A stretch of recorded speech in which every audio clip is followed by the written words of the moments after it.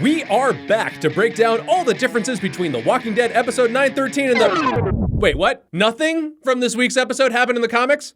Well, all right, fine. In lieu of panel to screen, we're gonna break down the one thing from the episode that did come from the comics. We're talking about Beta. We first meet Beta in The Walking Dead issue 154, titled Led to Slaughter.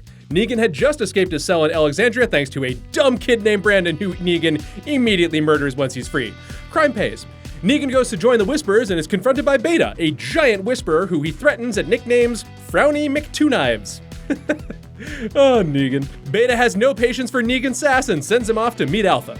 Soon after, Beta attacks Michonne and Aaron while they're out searching for Negan. He stabs Aaron in the gut and nearly kills Michonne until Dwight and the gang show up with their guns ablazing. Beta and his people escape and return to Alpha. Beta, who just watched Gran Torino, is really pissed that people keep crossing into their land and nearly kills Negan, but Alpha says Negan should prove himself first, like the little kid who befriended Clint Eastwood's character in Gran Torino, where he teaches him to talk like a man at the barber. Boy, does my ass hurt from all the guys in my construction job.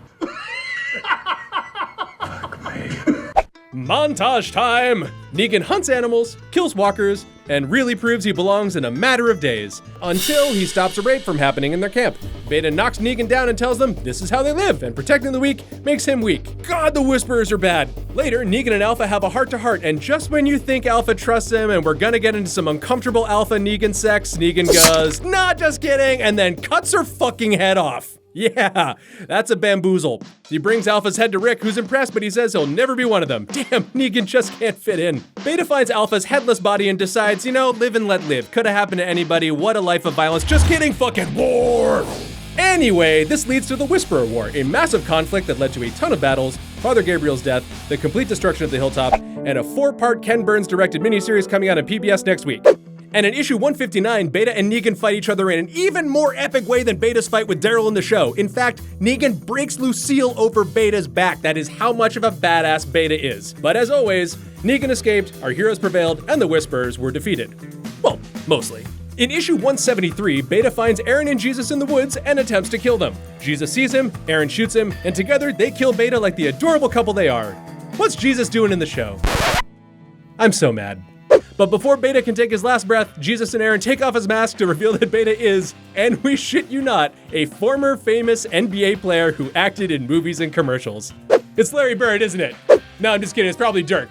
It's definitely not Steve Adams, you low-rent Dothraki. Anyways, right before they guess his name, he sits up and he goes, I have no name! No name! No! And then he dies. And so ends Beta in the comics. But what's his backstory in the show? Great question. Showrunner Angela Kang recently told Entertainment Weekly she won't reveal it just yet, but teased we might see it in season 10. We're hoping it was Shaq. Okay.